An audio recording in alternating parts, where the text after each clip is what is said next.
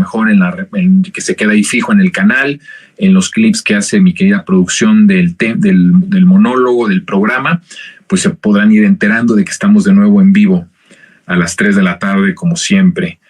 Pues bueno, más allá de todo, desearles que este año sea un año de mucha felicidad, de mucha paz, de mucha lucha. Es importante que no se nos olvide el luchar.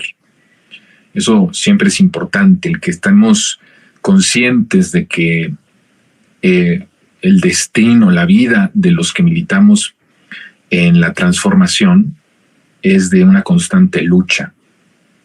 Yo siento que cuando alguien de izquierda muere, a diferencia de los de la derecha, que lo que hacen es una reacción ante el que se van perdiendo sus privilegios, su corrupción, todo lo que significa.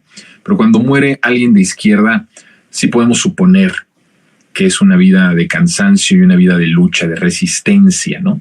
Eso es muy importante porque la responsabilidad que tiene la gente que milita en procesos de transformación es una vida cansada, no es una vida cómoda, es una vida de resistencia, es una vida de lucha de todos los días.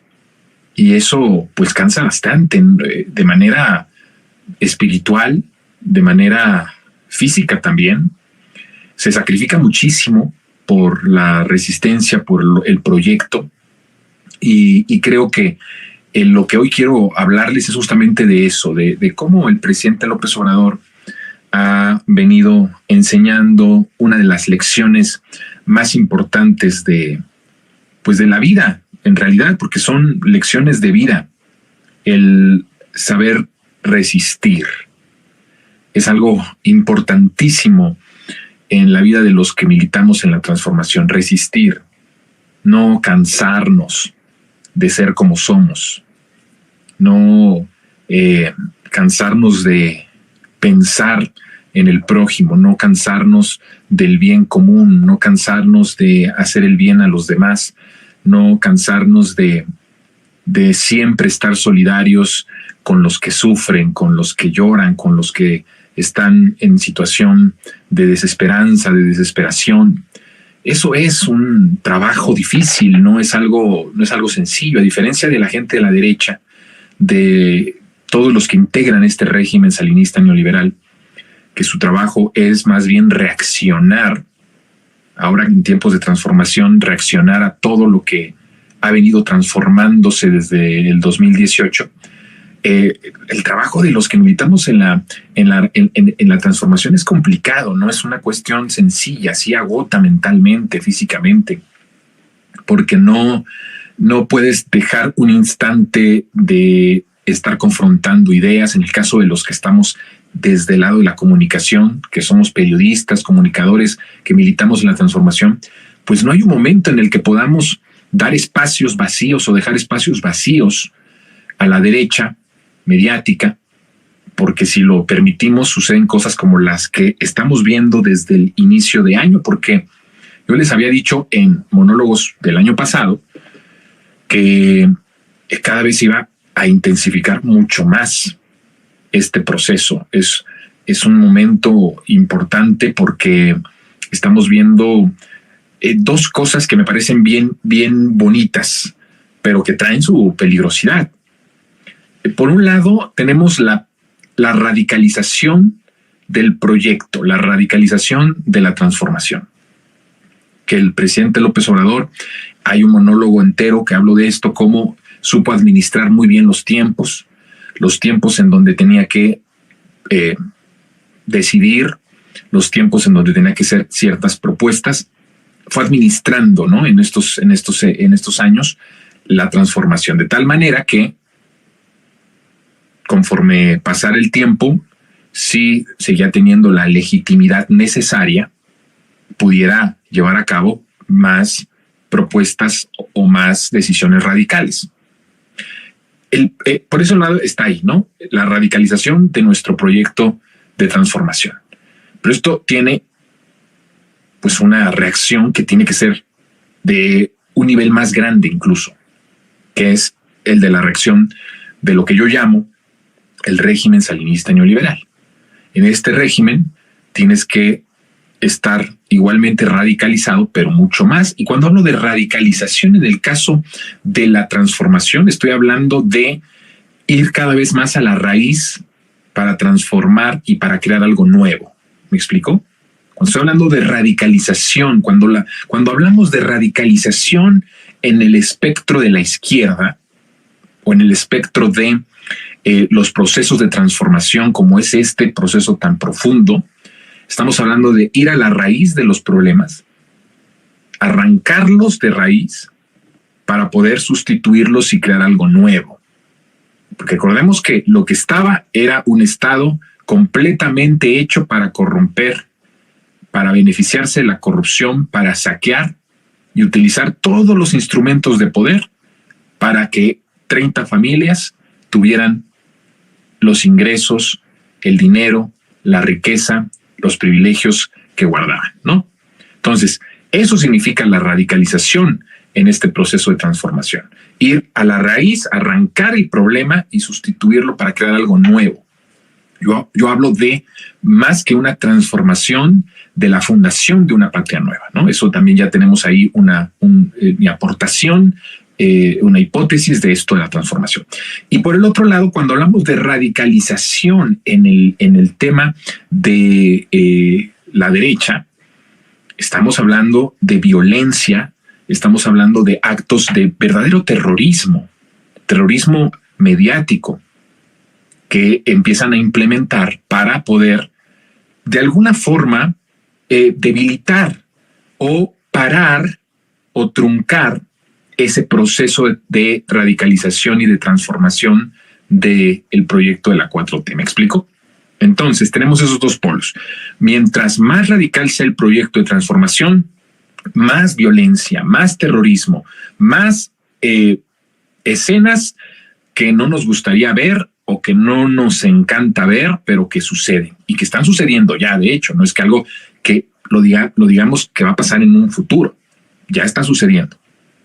Entonces, estamos viendo este proceso tan acelerado y eso conlleva justamente a más violencia, más rabia, más enojo. Hoy el presidente habló mucho de que están enojados en la mañanera, en la conferencia de prensa. Utilizó varias veces el hecho de que estén enojados el régimen de salinista neoliberal.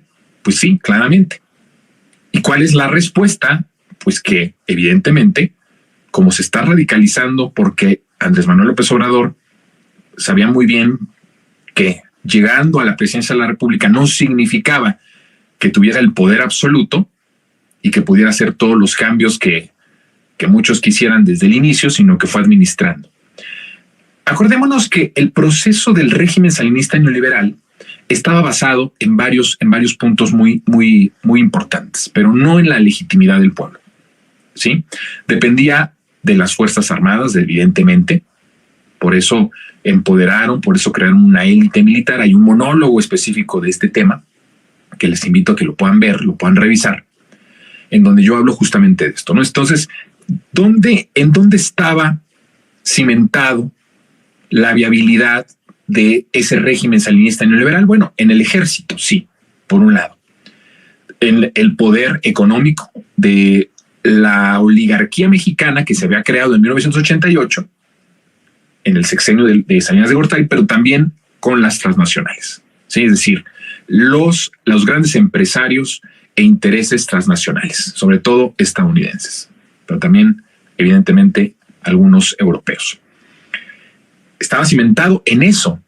O sea, cuando se decidía una reforma en contra de la gente, cuando se decidía algún acto de saqueo, alguna privatización o alguna conversión de deuda pública, del saqueo, de los fraudes, en el caso, por ejemplo, del FOBAPROA, ¿en qué estaban basadas esas decisiones? Pues obviamente en que había un ejército que defendía un régimen autoritario y por otro lado en el amparo del poder económico. Ellos legitimaban esas decisiones que eran contrarias a el bienestar de la población mexicana, ¿no? ¿En qué se basa la posibilidad de acción de este gobierno de la Cuarta Transformación? Solamente en una, que es en el pueblo. Eso es una gran diferencia, ¿no? Por un lado, cuando gobernaron estos 36 años, estaban amparados por el ejército, porque era un régimen que, sobre todo para poder ejercer todo ese proceso de muerte, de putrefacción, todo ese proceso de saqueo de privilegios, necesitaba estar amparado por el ejército. Por eso es, ante todo, un régimen autoritario. Porque para llevar a cabo toda esta destrucción, necesitabas ser autoritario. No podías destruir y ser una, no sé, una monjita, ¿no? O una persona buena, ¿no? Necesitabas el poder del ejército para que pudiera sostener todo este proceso de destrucción. Pero por otro lado, tenías el amparo y tenías el poder económico. Ellos eran los que imponían a Estados Unidos. Estábamos sometidos por completo a los designios de la política económica, de la política fiscal, de la política social de Estados Unidos, del Fondo Monetario Internacional, ¿no? Del Consenso de Washington. Entonces, ahí venía, esto era como se sustentaba o se sustentó durante 36 años el régimen salinista neoliberal. Ahora, ¿qué es o en qué se basa la acción transformadora del proyecto que inicia con López Obrador en 2018 en el soberano, que es el pueblo? ¿Sí? Es decir, en la democracia. Cuando ellos dicen López Obrador es antidemocrático, es un autoritario, no saben de lo que hablan. O sí lo saben, pero son nos quieren engañar. ¿Me explico? Porque ellos sí basaban sus decisiones totalmente en la antidemocracia, en el autoritarismo. En principio porque lo que decidían era en contra de la mayoría. Eso es antidemocrático. Y en lo siguiente es porque si alguien protestaba, estaba el autoritarismo del Estado en contra de las personas que protestaban.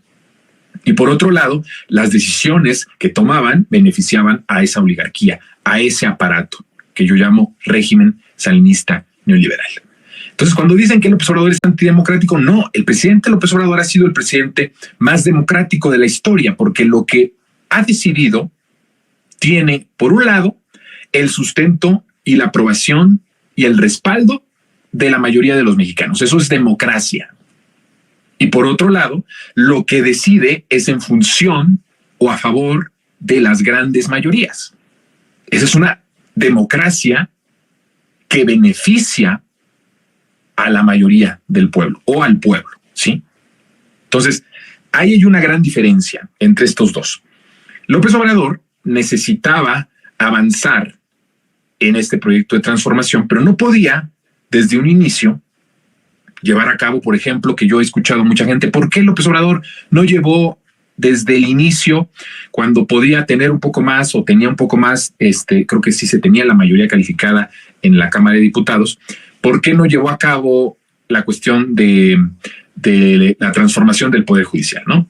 Mucha gente pregunta, bueno, justamente porque si López Obrador hubiera seguido las mismas normas, las mismas reglas, el mismo camino que el régimen salinista neoliberal, lo pudo haber hecho desde el primer día. Desde el primer día. Incluso el quitar a los ministros e imponer a otros ministros, a nuevos ministros. Lo pudo haber hecho, pero ¿qué hubiese significado eso? Pues que de raíz nada hubiera sido distinto a lo que se derrotó, porque hubiera seguido el mismo camino autoritario, el mismo camino antidemocrático, el mismo camino de nunca tener un consenso, un diálogo o la posibilidad de transformar sin una decisión autoritaria. O sea, hubiese sido igual que ellos. Eso por un lado. Pero por el otro también, López Obrador no podía tomar decisiones de este nivel si no tenía más consenso del pueblo. A ver, López Obrador gana con el 53%. Estamos hablando de que de los que votaron, poquito más de la mitad de los que votaron estaban con López Obrador. No es poca cosa, es bastante. Es el presidente más votado de las últimas décadas y con mayor legitimidad.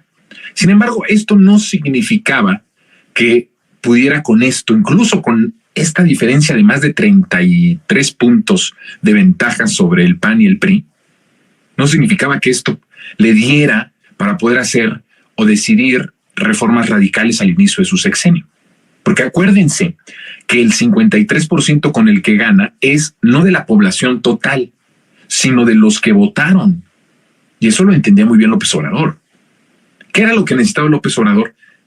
Que más de la mitad, más del 60%, pero no de los que votaron, sino de toda la población en general, lo apoyara.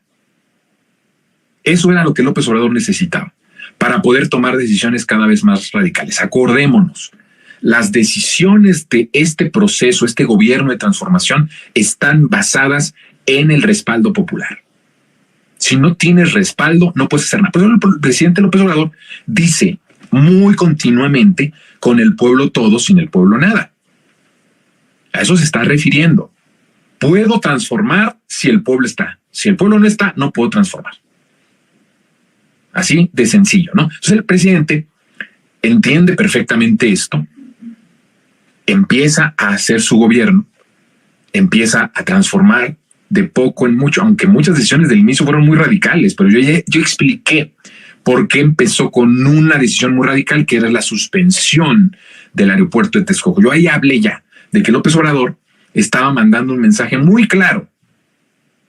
Decía el comandante Fidel Castro, para que ni propios ni extraños al final se digan engañados de por dónde va el asunto o por dónde va el proyecto. Así decía el comandante Fidel. Pues López Obrador lo que hizo es toma una decisión radical desde el inicio de su sexenio para que se tomen las medidas de los propios y de los extraños de lo que iba a ser su sexenio. O sea, manda una señal de que iba a haber un nuevo proyecto, un nuevo sistema económico, un nuevo pacto social, una transformación profunda. Esto es lo que le indica a la oligarquía que las cosas venían en serio. Y se fueron dando cuenta con las decisiones que vinieron después de eso. Pero ya al inicio era un mensaje contundente. Hay dos mensajes contundentes al inicio del sexenio de López Obrador, que mandan una línea muy concreta, una señal de lo que iba a ser su sexenio y que se está cumpliendo en su magnitud en estos últimos meses. Una es la cancelación del aeropuerto de Texcoco. Literalmente con esta cancelación se le está diciendo a la oligarquía económica, a los potentados, no vas a mandar tú, va a mandar el pueblo. Y mi gobierno va a ser un gobierno que va a gobernar obedeciendo al pueblo, no a los potentados, no a la oligarquía, no a los organismos internacionales, no a las televisoras. Mensaje poderosísimo. Hay otro mensaje muy fuerte que fue que hay un monólogo especial también de esto, que cuando yo hablo de el quitarle el poder a la élite del ejército. Ahí manda un mensaje profundo, que no quiero hablar de eso más porque ya está un monólogo y varios monólogos que hablan en ese sentido, pero son dos mensajes muy fuertes. Entonces el presidente empieza así y empieza gobernando. La gente empieza a ver un cambio radical, un cambio positivo. La encuesta de Citibanamex no es una asociación o un grupo de chairos, ¿verdad? Y lo digo no como una forma despectiva, porque yo también soy chairo, sino no es una encuesta de alguien que está militando en la transformación. Estamos de acuerdo en eso. Es una institución internacional, poderosísima. Entonces Citibanamex hace un ejercicio, una encuesta nacional. ¿Y cuáles son los resultados maravillosos de esta encuesta? Que la gran mayoría, arriba del 75%, porque de esto no se habló en los medios. Pasó desapercibida estos acontecimientos, por eso era necesario que regresara Resentidos. Bueno, era importante que regresáramos porque yo veía y no había nadie que hablara de esto. Encuesta de Citibanamex, 75% del pueblo, de la nación, de los mexicanas y los mexicanos aseguran que ha habido un cambio positivo para sus vidas y para el país con López Obrador. Es algo maravilloso. Y entonces cuando López Obrador dice, vamos a gobernar con legitimidad, no basado en decisiones autoritarias, sino basándonos en decisiones respaldadas por el pueblo. Solo así se puede gobernar, solo así se puede transformar.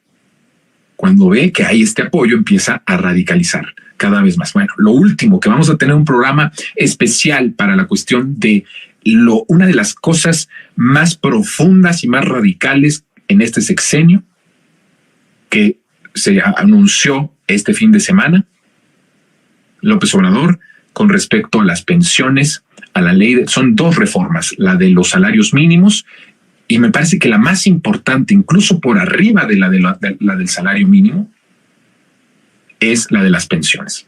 Vamos a platicar de qué significó con Zedillo esta pensión, este cambio a las pensiones en 1997 y qué se busca reformar con López Obrador. Sin duda va a ser